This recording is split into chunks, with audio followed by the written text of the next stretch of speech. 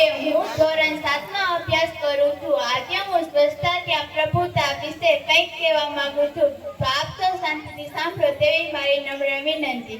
આપણા જીવનમાં સ્વચ્છતાનું ઘણું મહત્વ છે. જ્યાં સ્વચ્છતા ત્યાં સુંદરતા, જ્યાં સ્વચ્છતા ત્યાં પવિત્રતા, જ્યાં સ્વચ્છતા ત્યાં દિવ્યતા અને જ્યાં સ્વચ્છતા ત્યાં તંદુરસ્તી. આ સૂત્ર આપણે જીવનમાં વણી લેવા જોઈએ. ગાંધીજીએ તો આગળ વધીને સ્વચ્છતા ત્યાં પ્રભુતા એવું સૂત્ર આપ્યું હતું. જાહેર આરોગ્ય માટે ઘર અને મહોલ્લાની નિયમિત સફાઈ થવી જોઈએ. આપણા ઘરના બારી, બારણા, છત, દિવાલો વગેરેની પણ નિયમિત સફાઈ થવી જોઈએ.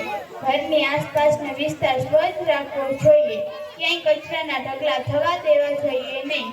કચરાના ઢગલામાંથી દુર્ગંધ પસરે છે અને જંતુઓ ઉત્પન્ન થાય છે. તેનાથી રોગચાળો ફેલાય છે. ગાંધીજીએ સ્વચ્છતાને ખૂબ મહત્વ આપ્યું હતું. તેઓ રોજ સવારે આશ્રમમાં સમૂહમાં સફાઈ કામ કરતા હતા. સ્વચ્છતા જાળવવાની જવાબદારી કોઈ એક વ્યક્તિની નહીં પરંતુ બધા લોકોની છે. માટે લોકો જાગૃત હોય તો સ્વચ્છતા જાળવી શકાય છે. આપની સરકાર ટીવી, રેડિયો અને વર્તમાનપત્રો જેવા પ્રસાર માધ્યમો દ્વારા લોકોમાં સ્વચ્છતા અંગે જાગૃતિ કેળવવા ઘણા પ્રયત્નો કરે છે. ગામડે ગામડે દિવાલ પર સ્વચ્છતા અંગેના સૂત્રો લખવામાં આવે છે.